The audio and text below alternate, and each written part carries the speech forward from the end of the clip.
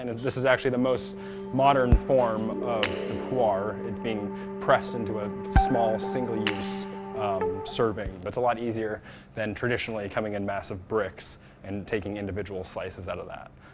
So the honey, Shu, the green pu'er right with you guys, and Bob and Claudia, you guys have the 2012 Jingmai green pu'er. So everyone that is kind of, maybe make yourself the captain of the water or something. So this is the water, and somebody be the captain of it.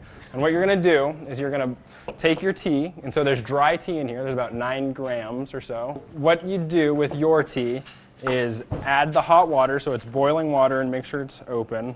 And this is called the wash. So I'm washing the tea. So pu'er is, it basically gets put into a big pile, and there's a lot of microbes and organisms that are basically processing the tea in the damp tea water. So what this first wash does is it kind of just gets all that out of there, and it's been transported and touched by a lot of people, so just kind of wash it off. So I'm gonna dump it in here. Perfect, perfect. Keep going, and then we're gonna do it for 30 seconds. So this is the Gong Fu method. And so this last one, the Jingmai, which Bob and Claudia have, and I encourage you guys to all get up and take your cup with you and then go try all the different types of tea. And so we'll go through a couple different tastings of it. So this first tasting, and we'll do another tasting, and you'll gradually taste the different, 30 seconds? All right, perfect. So now take your tea.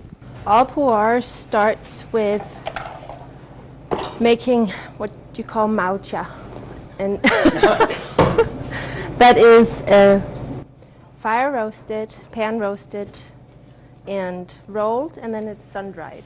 And then from there, you can either make it into sheng or shu pu'er. And sheng is just packed and either so loose or in cakes, and it's aged naturally. So after about years. 45 days. Well, that's a Shu. Yeah. No, so yeah, it keeps oxidizing over time. So it changes flavor. Yeah. And keeps evolving. So if you drink it right away, it's like fresh flavor, flowery, slightly smoky. After 3 years, it starts developing fruity notes.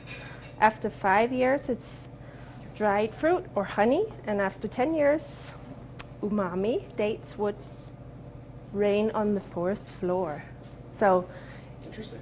The sheng pu'er evolves, and then there's the shu pu'er, which is artificially fermented, and it's wet piling.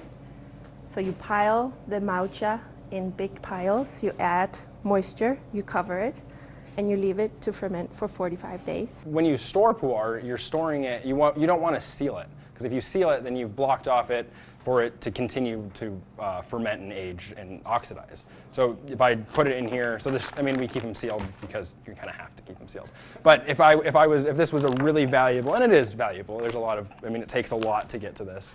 But if I were keeping this at my house, I would probably just keep it cracked like that, and I'd keep it in a damp spot, or not a damp spot. I'd keep it in a cool, dry spot out of the sun, and it's going to continue to oxidize like wine would. Not necessarily oxidize, but it's going to continue to age, and the flavors will continue to change. And what gives it all this flavor and what makes it so unique is that Yunnan, the province that it comes from, that it was drawn out of, it's one of the most minerally diverse provinces in China. So all those minerals are contributing to the flavor of the tea. They're being drawn up, and so different mountain ranges are going to have different characteristics of flavor, basically. They make dark tea all over China, but to be called pu'er, it has to be grown in Yunnan. Yeah, exactly. And so, there's all types of dark tea, but it only qualifies for pu'er tea if it's come from Yunnan province. And so the place that we get our tea it's Jingmai Mountain, and it's a huge mountain, and the tea farm is on the top of it. So you drive from the bottom and then go straight up to the top, and there's a village up there. There's people that live there. So all the people that pick the tea, they live right there. There's villages, and it's I've been there. It's all dirt roads. There's no paved roads. There's no sidewalks. You're out there. You're in the jungle. It's really cool. So these tea leaves that pu'er is coming from is from Assamica. So there's different types of tea, Camellia chinensis. There's different types and variations of the plant, and so this leaf happens to be a very large leaf, and it is then gone through the process that Ganoa was talking about, and it is pressed into cakes. Now, it wasn't always traditionally pressed into cakes. It was pressed into cakes originally because of transportation. So it was a lot harder to move a bunch of loose leaf tea versus putting it into a cake, and then you put those cakes. And you were saying 7 cakes go through. So there is traditionally 357 gram in a bing, which is the round cake shape, the most traditional form of pu'er. And that is 7 liang, which is a Chinese measurement. And then you stack 7 of these into a tong, which is also a Chinese measurement. And then you take 12 of the tongs and put in a basket, and that's around 30 kilos. And then you pack 2 baskets on a mule and transported that on the horse tea trade road. What's it called? Yeah. So even though it seems very random, the 357 grams, it's very precisely measured to be exactly what a mule can carry. In about the 7th century, the monks discovered tea, basically. They had tea brought to them, and they discovered all of the medicinal uses for it, and that one, it had caffeine, so it'd give them energy, and 2, they just noticed that it just had a ton of benefits to it. And so they started trading with China their horses, Tibetan horses, for the pu'er. And so China wanted to build its army, so they got a lot of horses, and in trade, all the monks in Tibet got a lot of tea from Yunnan province. And so from Kunming, which is kind of the capital of Yunnan, there's trails that go from China into Tibet. And there's, multiple trails. And it's about 4,000 kilometers long. And you would do it in caravans of horses and people walking it. And it was treacherous, and they would take these huge caravans across it with the tea. And so the tea is aging and fermenting as it's on the trail. And so a lot of the flavor that is almost like that isn't even existent today is that this tea was in contact, so it's kind of funny, but it was in contact with the horses. And the horses are working for 4,000 miles, so they're building up a lot of sweat, and so that flavor is actually being put into the tea. It's being absorbed by the environment that it's around. So it wasn't just from minerals that were in the ground. It was from what it was almost directly in contact with. And it's interesting that we seek these flavors too. Some of these teas, it's a very earthy. It should be very earthy.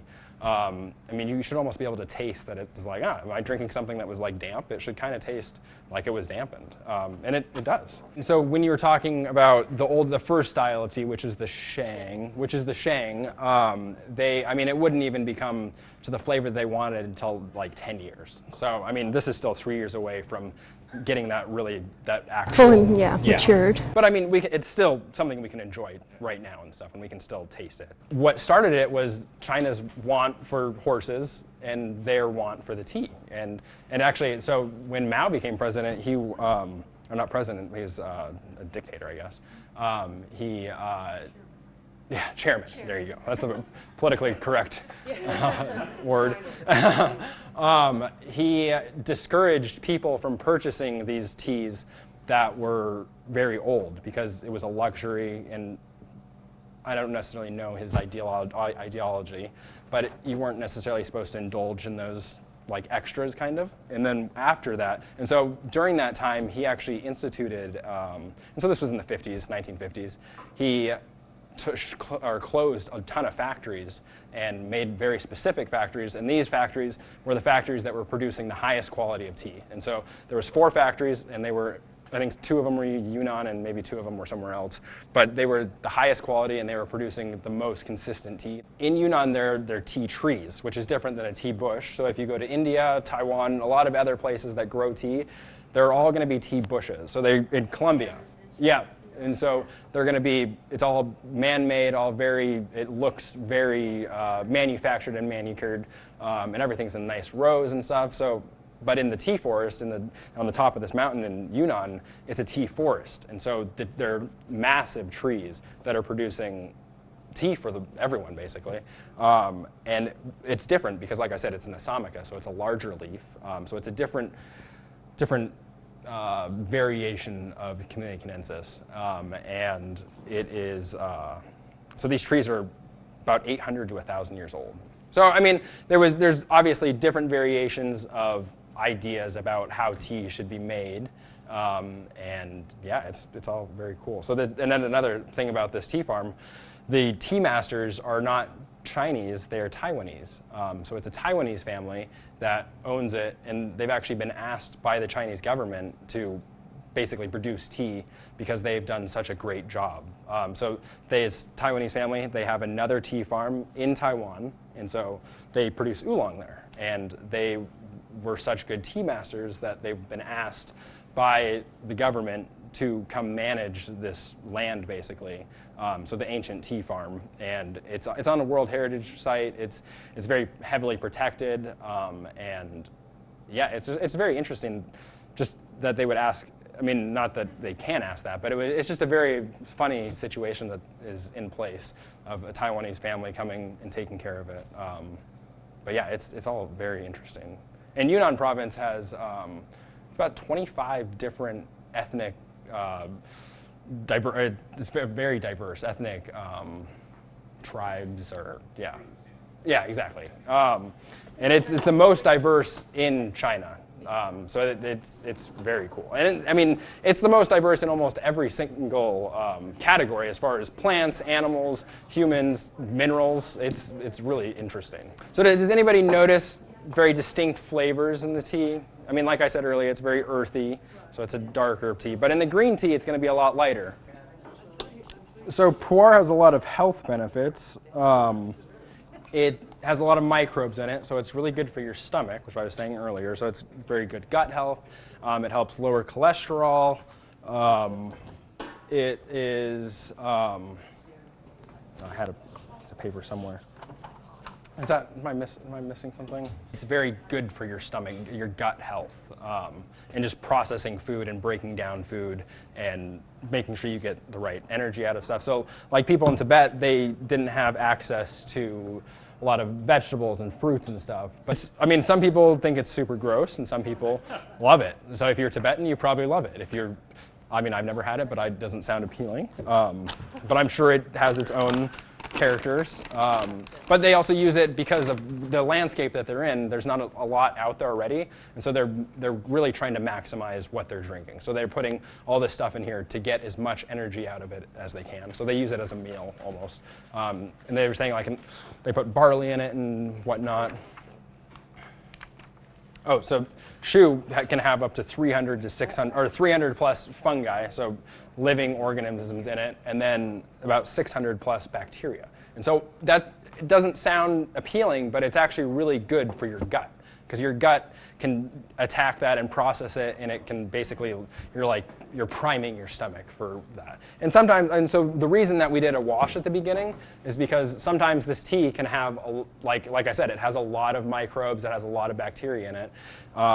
You're kind of washing a little bit out of the way, because not everyone is attuned to all those at once. While they are good for you, not everyone is like, oh yeah, like give them to me, it's like coughing in your face or something. Like you don't necessarily want it immediately, but like you kind of can't avoid it. So you just wash that first one just to kind of get it out of the way and just kind of clean the tea a little bit. And if you're sensitive to caffeine, you can do it to other teas too. It'll kind of wash that caffeine. It's a very broad term, wash it away, but you're kind of priming it a little bit and you're just getting rid of it. And it kind of just opens up the tea. So like those tushas, these little guys, you kind of just want to open it up a little bit because it's all pressed, it's very caked, and yeah, you want to enjoy it. You want the tea leaf to expand. So if you ever come in here and you've asked me if you suggest these over like a tea ball, I'm always going to say these because they allow the tea leaf to open up. And if you're drinking whole leaf tea, oolongs, pu'ers, you want that leaf to expand. So like this is a green tea, it's the How Mountain, and you want those tea leaves to open up and to get the full flavor out of them. You see right there, the tea leaves, it's all pressed into a cake. So if we wanted to, we could get a pu'er knife and I would just start kind of carving it a little bit. And they press, so this is a little bit different. It's not your traditional like flattened brick or a cake of it. And so they're pressed so that the tea leaves are layered. So you don't want to just go from the top and start digging and trying to pull it out. If you see, it's all very layered. So you want to break those layers off and just use a little bit. Yunnan's not massive as far as like square mileage as compared to other provinces, but it has to be from this region. And there's usually, it's in a range of like as far as elevation goes. So I think it's like 800 to 1,000 or 1,200 meters. It's in that you kind of have to qualify for your teas. You can still produce tea, but it just might not be called actual pu'er. Yeah, and so I mean the way that they did come to pu'er is that they were transporting it and it aged and fermented, and then by the time they got to where they were going, it had become a dark tea. So it had left being a different tea, and I think a green tea, and by the time it got to where it was going, it had become a black to dark pu'er tea basically. And so it was not intentional, but it's just oxidation. That's what happens. Like people oxidize. Everything oxidizes. This tea will oxidize, and everything. It was an accident, I guess, kind of. Yeah. Then the horse sweat helped. And the horse sweat, yeah. You can't forget that little bit of saltiness. And so all these flavors, I mean, like the honey pu'er, there's not actual being honey put into it. It's the way that the process has come about that it has a sweeter note to it and that it has a honey essence to it. So there's actually a board of people that govern what is pu'er and what is not pu'er, and they're making sure that it comes from where they say it comes, because there's tons of counterfeit. Exactly. So somebody might just want to say pu'er tea from Yunnan, and if there's no one there to police it, then they're just going to be sending out tea that is not actually what it is. And so there's a board that regulates all this, and yeah, I mean it's a serious thing. Like people spend millions of dollars on tea. I think I just saw it was like 2,000 grams, and it was from early 1900s, so it's very old, about 100 plus years old.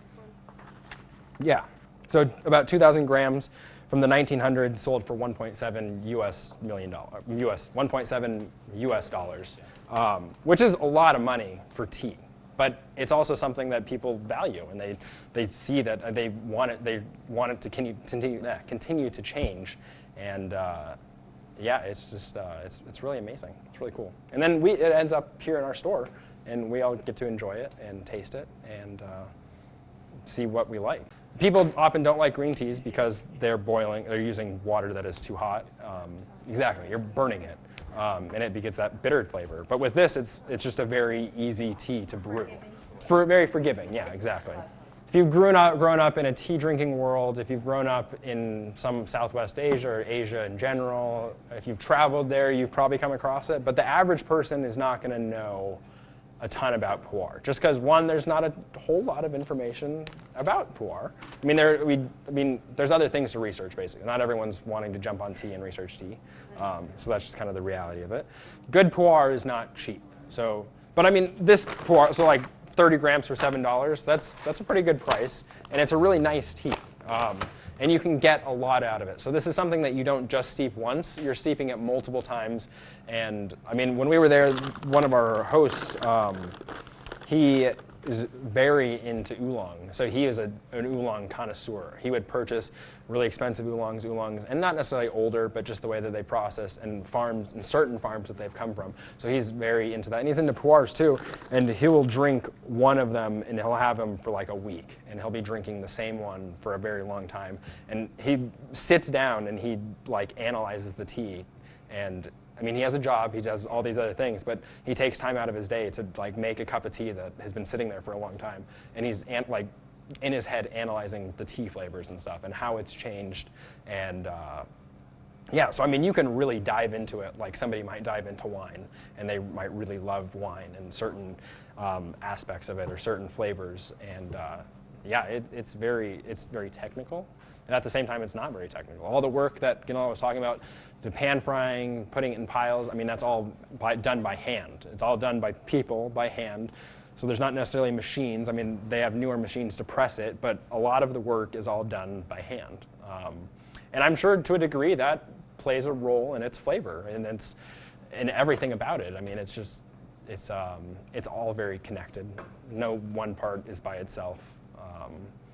It's all very important to end up with a quality product.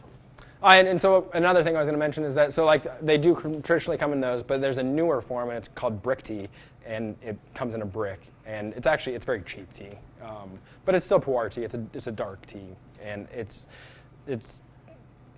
very dark. Like visually it's dark, and the flavor is very earthy and musty. And for some people that's delicious. Like, and I actually kind of like that. Like the sticky rice Puerh, I'll pass it around so you guys can smell. If anybody ever comes in talking about or asking for Puerh, I always tell them this one. And the sticky rice is actually the smell is actually so it's not actually rice that they're putting it in. You have it at home? Yeah, I mean, I love this tea. Yeah. So it smells like rice, but they're not using rice. Oh, it's the process that it's being processed by. Yeah, I've had these before. Yeah, no, I mean, these are delicious. If anybody wants to read an excellent little novel about Puerh teas, this is really, really good. What's it About Oh, Tea Girl from Hummingbird Lane. That is my only knowledge of. Yeah. Puerh. But it is really good. She doesn't even know about Puerh tea. It's a secret from her mom, like a secret they keep in the women's side of the family. Huh. Interesting. And yeah, just a whole story about her life and the Puerh, which is yeah. I mean, yeah, tea is a very connecting. I mean, we're all connected right now through drinking tea. So I mean, it brings people together. Well, I think that kind of might be wrapping it up unless anybody else has any other questions or comments, anything to add. Otherwise, I just encourage you to keep trying the tea if you'd like. Yeah, I think that'll wrap it up. Thank you guys for coming down and enjoying tea with us. Yeah, of course. Hope everything tasted okay. Yeah, I think the shoe's my favorite. The shoe's your favorite? Yeah.